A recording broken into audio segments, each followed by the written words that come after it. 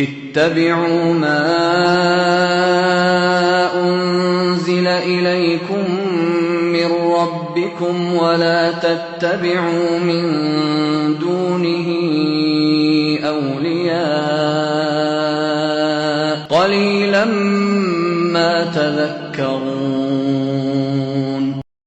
Dan adakah doa-doa atau zikir-zikir khusus supaya kita bisa terhindar dari virus corona ini, Ustaz? Tafadhol.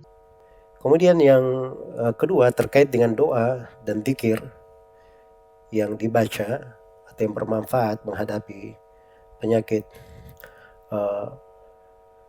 atau virus yang sedang melanda ini, itu ada beberapa hal yang hendaknya kita perhatikan. Ada doa-doa khusus agar supaya kita terhindar dari penyakit yang buruk misalnya. Seperti doa yang diajarkan oleh Nabi dalam hadits Anas bin Malik, riwayat Ahmad dan Abu Daud. Ya, Allahumma inni a'udzubika minal barasi wal jununi wal judam wa min sayyil asqam. Ya Allah, saya berlindung kepadamu dari penyakit baras, penyakit keputihan atau penyakit sopak, dan saya berlindung kepadamu dari penyakit ketidakwarasan, dan saya berlindung kepadamu dari penyakit kusta, serta saya berlindung kepadamu dari seluruh penyakit yang jelek, yang membahayakan. Nah, ini penyakit, kalaupun dikatakan dia corona ataupun yang lainnya, itu masuk di dalamnya, dan kita berlindung khusus dari hal tersebut. Kemudian yang kedua, hendaknya kita jaga dari dzikir-dzikir yang dibaca ya di pagi hari, di sore hari, karena di dalam dzikir-dzikir tersebut terdapat perlindungan-perlindungan yang besar untuk seorang hamba. Ya, misalnya di pagi hari dia membaca Bismillahilladzi la yadurru ma'asmihi syai'un fil ardi wala fis sama' wa huwas samiul alim. Di hadits Utsman bin Affan riwayat Abu Daud, dengan nama Allah yang dengan namanya ini tidak ada sesuatu apapun di langit dan di bumi yang bisa membahayakan. Dan kalau dia baca 3 kali, maka dia tidak perlu khawatir. Insyaallah tidak ada hal yang membahayakannya. Ya, tapi ini yang menceritakan hadits ini dari Utsman bin Affan. Beliau sendiri terkena penyakit stroke. Maka ketika dia sampaikan hadits tersebut, ada yang bertanya, kamu sendiri terkena penyakit stroke? Katanya, demi Allah, Utsman itu tidak berdusta terhadap Rasulullah. Tapi saya, hari ini saya lupa baca doa itu. Ya, jadi dia tahu kesalahannya bahwa dia lupa baca doa itu. Akhirnya dia terkena penyakit itu. Padahal sebelum-sebelumnya ketika dia baca, itu nggak ada masalah terhadap dirinya. Demikian pula kalau dia baca di pagi dan petang, A'udzu bikalimatillahi tammati min syarri ma khalaq. Saya berlindung dengan kalimat-kalimat Allah yang maha sempurna dari kejelekan segala yang dia cipta. Maka ini dia insya Allah akan terlindung dari segala kejelekan.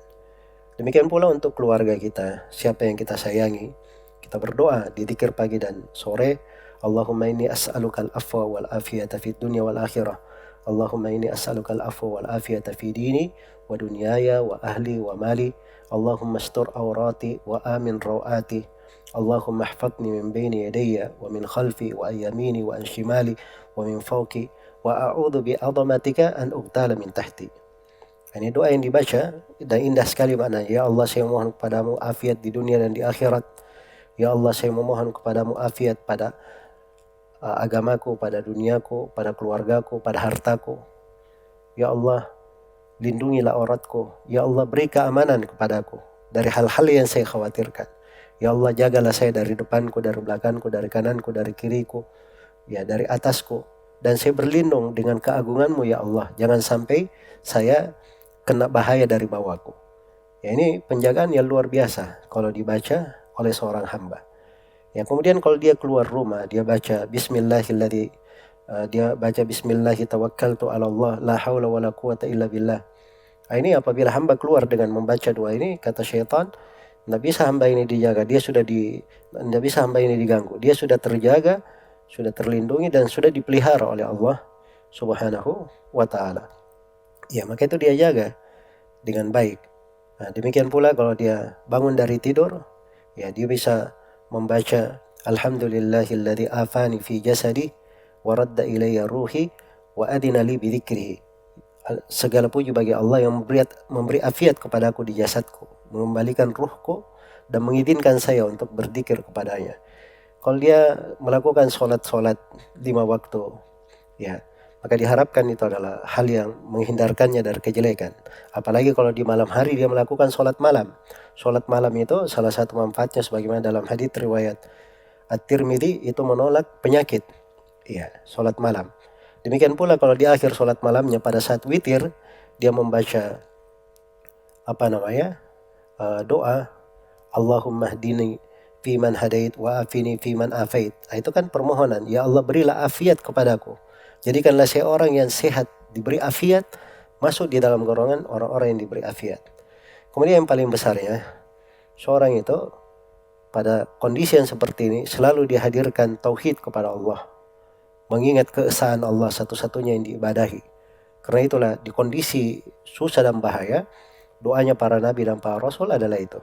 Yang dicontohkan oleh Nabi Yunus alaihi salam, di perut ikan beliau membaca la ilaha illa anta subhanaka inni kuntu minadh dhalimin. Tidak ada ilah yang berhak diibadahi kecuali Engkau ya Allah. Maha suci Engkau, sesungguhnya saya dahulunya termasuk orang yang berlaku zalim. Ini doa di kondisi apapun dibaca itu adalah penyelamat untuk seorang hamba. Karena itu dia memperbanyak dari doa tersebut. Selain daripada itu dia memperbanyak istighfar. Beristighfar kepada Allah Subhanahu wa taala. Wa ma kana Allahu liyu'adzibahum wa hum yastaghfirun. Dan Allah tidak akan menyiksa mereka sepanjang mereka selalu beristighfar kepada Allah Subhanahu wa taala. Nah, wallahu taala alam.